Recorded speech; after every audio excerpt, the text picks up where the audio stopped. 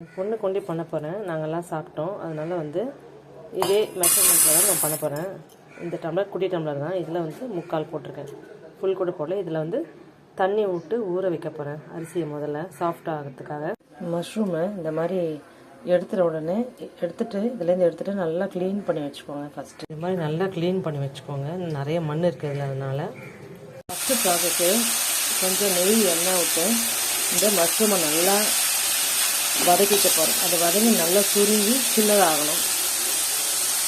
இதில் Kashmiri chilli powder, red chilli powder, coriander powder, அப்புறம் இஞ்சி பூண்டு பேஸ்ட்டு தான் போட்டு இந்த மாதிரி மேரினேட் பண்ணி வச்சுட்டேன். இந்த மாதிரி பண்ணால் தான் உங்களுக்கு பிடிக்குதுனால நான் பண்ணி வச்சேன்.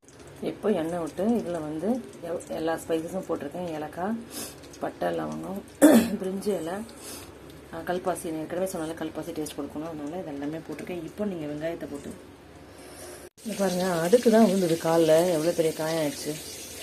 நான் சாதம் தனியாக தான் வடிக்க போகிறேன். கொஞ்சம் உப்பு எண்ணெய் விட்டு இந்த அரிசியை இதில் போட்டுட்டு நம்ம தனியாக சாதம் வடிக்கணும். எப்போவுமே நம்ம வச்சிடலாம். நம்ம Kashmiri chilli, red chilli powder, அதுக்கப்புறமா வந்து தனியா பவுடர் எல்லாத்தையும் போட்டு இதில் போட்டு வச்சுக்கலாம். கொஞ்சம் லைட்டாக உப்பு போட்டிருக்கேன். ஏற்கனவே மஷ்ரூம் நம்ம வதக்கும் போது கொஞ்சம் உப்பு போட்டிருந்தோம்.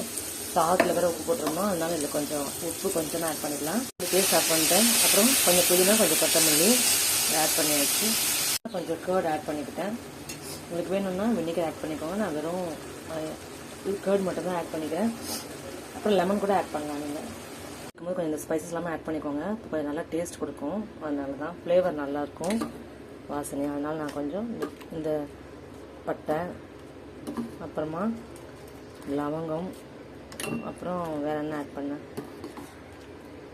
அப்புறம் இந்த இது சொல்லுவாங்கள்ல, அது பேர் என்ன, பூ மாதிரி இருக்குமே, அது கொஞ்சம் ஆட் பண்ணியிருக்கேன். அதான் அந்த பூ மாதிரி ஸ்டார் அனீஸ், அது கொஞ்சம் ஆட் பண்ணியிருக்கேன்.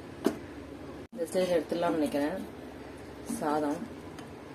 ஏன் அப்படி நான் ரெண்டாவது இந்த மஷ்ரூம் பிரியாணி பண்ணுறேன்னா, இதெல்லாம் கொடுத்தா சாப்பிட மாட்டேங்கிறாங்க பசங்க.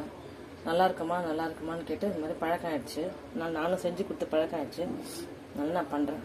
இந்த மாதிரி ஆற வச்சுக்கோங்க. ஆறுனதுக்கப்புறமா அதுக்கப்புறமா நீங்கள் வந்து அந்த நம்ம கிரேவி பண்ணி வச்சுக்கோங்க, மஷ்ரூம் கிரேவி, அதில் ஆட் பண்ணிக்கலாம். சைடில் இந்த மாதிரி வெங்காயத்தை எண்ணெய் விட்டு கொஞ்சம் வதக்கி வச்சுக்கோங்க. மேலே வந்து டாப்பிங் பண்ணுறதுக்காக. மஷ்ரூம் பிரியாணி ரெடி ஆகிடுச்சு. ரைத்தா பண்ணியிருக்கேன். பப்படை சுட்டு வச்சா கூட சாப்பிட்ருவாங்க. பிடிச்சிருந்தா ஒரு லைக் போட்டு சப்ஸ்கிரைப் பண்ணுங்கள் ப்ளீஸ். Bye friend.